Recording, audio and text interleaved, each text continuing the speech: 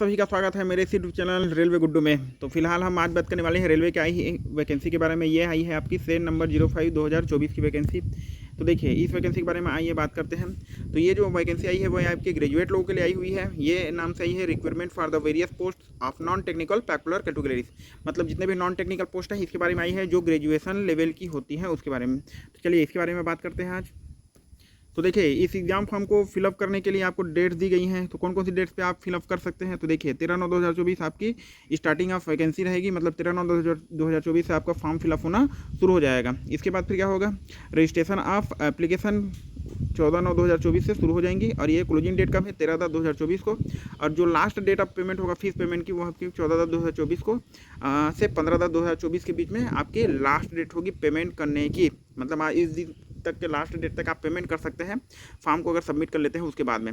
आपके बाद उसके बाद मॉडिफिकेशन लिंक शुरू हो जाएंगी 16/10/2024 से लेकर के 25/10/2024 से चलेंगी मॉडिफिकेशन लिंक। अगर आपको कुछ गड़बड़ी होती है फॉर्म फिलअप करने समय तो आपको इसको फिर से फिलअप कर लेना है या फिर चेंज कर सकते हैं, उसके लिए खुलेगी। अब देखिए जो वैकेंसी आई हुई है वो वैकेंसी आई हुई है चीफ कमर्शियल कम टिकट सुपरवाइजर के लिए, स्टेशन मास्टर के लिए, गुड्स ट्रेन मैनेजर के लिए, जूनियर अकाउंट असिस्टेंट जिसे हम जेडल बोलते हैं, सीनियर क्लर्क कम टाइपिस्ट के लिए, ये सभी वैकेंसी आई हुई है। चलिए वैकेंसी टेबल की और बात करते हैं अब इसके बारे में क्या क्या दी गई है। तो देखिए यहाँ पर दी गई है वैकेंसी के लिए एज क्या है, मिनिमम क्वालिफिकेशन क्या क्या है, ये सब चीज़ें दी गई है। देखिए चीफ कमर्शियल कम टिकट सुपरवाइजर के लिए पे लेवल 6 की वैकेंसी है, 35,400 इसका बेसिक है।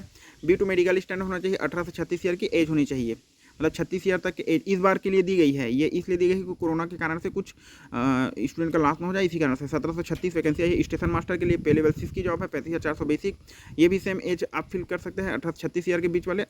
994 वैकेंसी है। गुड्स ट्रेन मैनेजर के लिए पे लेवल 5 वैकेंसी 29,200 बेसिक है, 3,144 इसकी पोस्ट आई है। JAA की पोस्ट आई है 29,200 बेसिक पे है। ये 1507 वैकेंसी आई हुई है टोटल।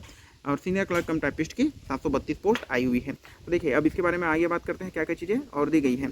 तो यहाँ पर दी गई है, देखिए आपका जो है यहाँ पर पूरी बात की गई है 13/10/2024 से फाइनल रिजल्ट जो मतलब जो ग्रेजुएशन कर चुके हैं, जिनका अभी रिजल्ट लटका हुआ है, मतलब जिनका रिजल्ट नहीं है वो इस फॉर्म को बिल्कुल फिलअप ना करें। जो ग्रेजुएशन कंप्लीट कर चुके हैं और जिनकी रिजल्ट आ गई है 13/10/2024 के पहले वो इस फॉर्म को फिलअप कर सकते हैं और करें। अगर आपने इसके बाद में अब बिना ग्रेजुएशन नहीं है फिर भी आप फॉर्म फिलअप कर लेते हैं, आपका सिलेक्शन भी होता है, तो एट टाइम आप डॉक्यूमेंट वेरिफिकेशन के समय आपको रिजेक्ट कर दिया जाएगा, आपको इन एलिजिबल मान लिया जाएगा। ठीक है, एलिजिबल नहीं माना जाएगा। ये चीज़ का आप ध्यान रखेंगे बढ़िया से, ये सब चीज़ें बहुत ज़रूरी है। चलिए अब आगे बात करते हैं इसके बाद। देखिए एक ही RRB से आपको फॉर्म फिलअप करने हैं, इसके बारे में आप तो जानते ही होंगे कि आपको ऐसा नहीं है कि आप RRB बिलासपुर से भी भर दिया, RRB चेन्नई से भी भर दिया, RRB इलाहाबाद से कहीं से भी भर दिया, ऐसा नहीं। आपको केवल और केवल एक RRB से फॉर्म फिलअप करनी है, नहीं तो आपका फॉर्म ऐसे भी रिजेक्ट कर दिया जाएगा। अब देखिए इसके बाद में आगे बात करते हैं। देखिए आपको चूज RRB करना है और email ID, मोबाइल नंबर, ये सब चीज़ें आपकी होनी ही। देखिए रेलवे की वैकेंसी भरने के पहले सबसे पहले आपको ये ध्यान रखनी है कि आपको फिजिकली फिट होना चाहिए हर एस्पेक्ट में। इसके साथ में आपको जो कलर विज़न की प्रॉब्लम है विदाउट ग्लासेस होनी चाहिए। कलर विज़न की प्रॉब्लम है तो वो आप फॉर्म ना भरें। बाइनोकुलर विज़न है तो फॉर्म ना भरें। नाइट विज़न है तो आप फॉर्म ना भरें। मायोपिक विज़न है फॉर्म बिल्कुल भी फिलअप मत कीजिए। आपको एट टाइम ऑफ मेडिकल के समय आपको बाहर कर दिया जाएगा। तो आप अगर नाइट विज़न या फिर इसी प्रकार से कोई भी बीमारी से ग्रसित है उसको अभी से चेक करा लीजिए, ताकि आप इस फॉर्म को भरने से पहले, अगर आप लास्ट DU में करते हैं, मेडिकल में करते हैं तो आपको बहुत दिक्कत होगी। इससे अच्छा है कि आप पहले ही इस चीज़ों को चेक करा लें अच्छे से। देखिए अपर एज लिमिट दी गई है यहाँ पर 18 से 36 ईयर। जनरल के लिए आपकी जो डेट ऑफ बर्थ होनी चाहिए वो होनी चाहिए 2/1/1989 तक के होनी चाहिए। OBC के लिए 2/1/1986 तक के, SC/ST के लिए 2/1/1984 तक के, और ST कम्युनिटी के लिए और ST कम्युनिटी के लिए OBC के लिए चाहे जनरल के लिए 1/1/2007 से बाद नहीं होनी चाहिए। ये आपकी इसके पहले ही आपकी और इन डेट्स के बीच में आपकी डेट ऑफ बर्थ होनी चाहिए। 1/1/2007 के बाद वाले इस फॉर्म को फिलअप नहीं कर सकते, क्योंकि आपकी एज जो है 18 ईयर मिनिमम नहीं हो पाएगी। तो ये चीज़ को ध्यान रखेंगे एज क्राइटेरिया। देखिए जो फॉर्म फी होने वाली है वो आपकी होने वाली है 500 रुपये की और 250 रुपये। 500 रुपये किनको देना है, जो जनरल कैंडिडेट है, OBC कैंडिडेट है, उनको आपको 500 रुपये देनी है। आप अब जब एग्जाम दिलाने के फर्स्ट स्टेज CBT उसके बाद आपको 400 रुपये रिफंड कर दिया जाएगा। अगर आप PWD हैं, फीमेल हैं, ट्रांसजेंडर है, एक सर्विस मैन कैंडिडेट हैं, SC/ST से बिलोंग करते हैं तो आपको ₹250 पेमेंट करनी है और उसके बाद फर्स्ट स्टेज सीबीटी के बाद ये ₹250 आपको रिटर्न कर दिए जाएंगे। मोड ऑफ पेमेंट जो होगा केवल ऑनलाइन माध्यम से होगा, डेबिट क्रेडिट या यूपीआई के माध्यम से किया जाएगा। इसके बाद देखिए आप जो फॉर्म फिलअप कर लेंगे इसके बाद में और जो चीज़ें दी गई है उसके बारे में चलिए बात करते हैं। पहले तो इकोनॉमिक विकास सेक्शन के बारे में बताया गया है कि आपका जो रिजर्वेशन मिलेगा वो मिलेगा 50,000 से ऊपर आपकी 50,000 से नीचे आपकी इनकम होनी चाहिए। तब क्या बोलते हैं EWS बोलता हूँ, क्या बोलते हैं आपका जो इकोनॉमिक बैकवर्ड क्लासेस, आपकी इनकम जो है 50,000 से कम होनी चाहिए, यहाँ पर दी गई है। इसके बारे में पूरी जानकारी देखिए, ये आपको दी गई है 50,000 से कम होनी चाहिए आपकी फैमिली की इनकम, तब आप आएंगे EBC में, इकोनॉमिक बैकवर्ड क्लासेस में। देखिए जो आपके एग्जाम पैटर्न में होने वाले हैं वो किस पैटर्न में होने वाले हैं। फर्स्ट स्टेज सीबीटी होगा। सीबीटी में आपके 90 मिनट के मतलब 1.5 घंटा का आपका समय होगा। इसमें आएंगे टोटल 100 क्वेश्चन। इसमें जीए आने वाले, जनरल अवेयरनेस आपके 40 क्वेश्चन आने वाले, मैथमेटिक्स के 30 क्वेश्चन और रीजनिंग आने वाले हैं आपके 30 क्वेश्चन। इनमें से कुछ देखिए 1/3 आपके क्या होंगे, निगेटिव मार्किंग होंगे। और इसके बाद कुछ जो स्टूडेंट हैं वो आपके शॉर्टलिस्ट हो जाएंगे सेकेंड स्टेज सीबीटी के लिए। ज़्यादातर जनरली होता है, 10 गुना स्टूडेंट को लिया जाता है। सभी अलग अलग प्रकार के STFC, इकोनॉमिक बैकवर्ड क्लास या फिर OBC, जनरल, ऐसे करके सभी से लिया जाता है। इसके बाद आप एलिजिबल हो जाएंगे सेकेंड स्टेज सीबीटी के लिए। तो सेकेंड स्टेज के लिए क्या करना पड़ेगा, सेकेंड स्टेज सीबीटी में अगर आप एलिजिबल हो जाते हैं, आपका अगर नाम आ जाता है, शॉर्टलिस्ट हो जाते हैं, तो आपको सेकेंड स्टेज सीबीटी के लिए क्या चीज़ दी जाएगी। देखिए यहाँ पर दी गई है, पता नहीं था, यहाँ पर देखिए 15 टाइम्स बोला गया है, मतलब 15 times community wise vacancies post of against, मतलब 15 गुना छात्रों का सिलेक्शन किया जाएगा सेकंड स्टेज सीबीटी के लिए। यहाँ पर देखिए एग्जाम ड्यूरेशन होगा आपका 90 मिनट का, टोटल क्वेश्चन होंगे 120। इसमें जो 50 जनरल अवेयरनेस के, मैथमेटिक्स के 35 और जनरल इंटेलिजेंस के आपके होंगे 35 क्वेश्चन।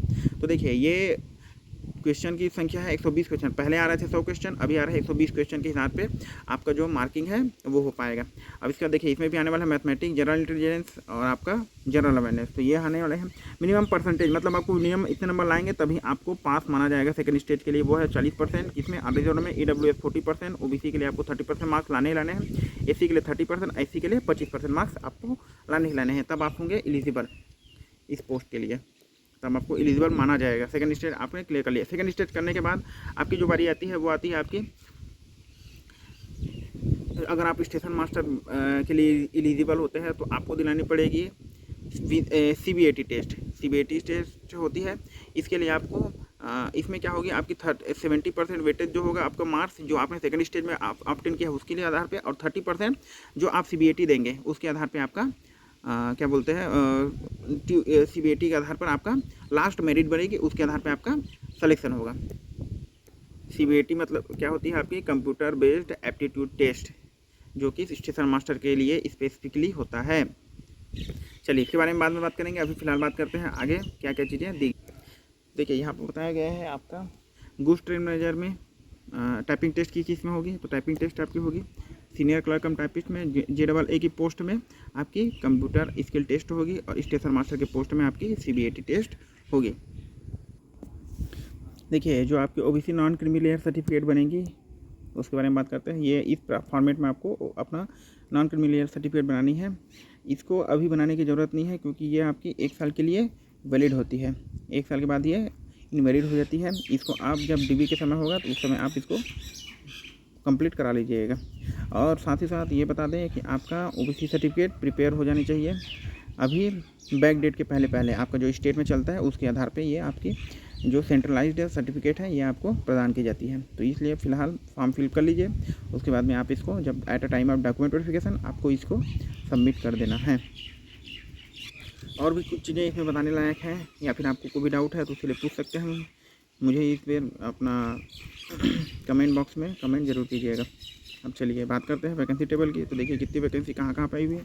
फिलहाल मैं बात करूँगा अपनी RRB बिलासपुर की, क्योंकि RRB बिलासपुर से चलिए बात करते हैं। यहाँ पर जो चीफ कमर्शियल कम टिकट सुपरवाइज़र की पोस्ट आई है इसमें कितनी वैकेंसी आई है, तो इसमें जो टोटल वैकेंसी आई हुई है ये आपकी आई हुई है।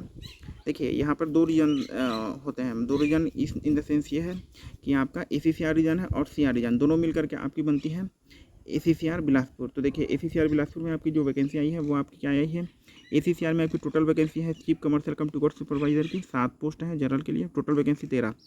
और ये CR में आपकी आई है 80 पोस्ट, और साथ ही साथ स्टेशन मास्टर के लिए ACCR में आई है 31 पोस्ट, CR के लिए आई है CR में आई है 50 पोस्ट, गुड्स ट्रेड मैनेजर में ACCR में है 386 पोस्ट, और CR सेंट्रल रीजन में आई है आपकी 48 पोस्ट, जूनियर अकाउंट असिस्टेंट कम टाइपिस्ट की 26 पोस्ट आई है, सीनियर क्लर्क कम टाइपिस्ट की आपकी यहाँ पर ACCR रीजन में 11 पोस्ट आई है, और CR रीजन में 4 पोस्ट। टोटल जो आपकी वैकेंसी है 649 वैकेंसीज आपकी आई हुई हैं। और रिजर्व के लिए 273, SC ST के लिए 88 और 51, और साथ साथ OBC के लिए 168 वैकेंसीज इसमें दी गई। EWS के लिए 69 वैकेंसी। तो ये वैकेंसी टेबल हर प्रकार की RRB के लिए अलग अलग है। आप इसे अलग से आप अपने जिस जून से भरेंगे उसके हिसाब से आप इसको देख लीजिएगा। चलिए ठीक है, अभी फ़िलहाल वीडियो यहीं पे अंत करते हैं। आपको जो भी डाउट है, जो भी चीज़ें हैं, जो भी चीज़ें जानकारी चाहिए होगी उसके लिए कमेंट बॉक्स में ज़रूर लिखिए, मैं ज़रूर आपको रिप्लाई करूँगा। चलिए ठीक है, मिलते हैं नेक्स्ट वीडियो में, तब तक के लिए बाय बाय।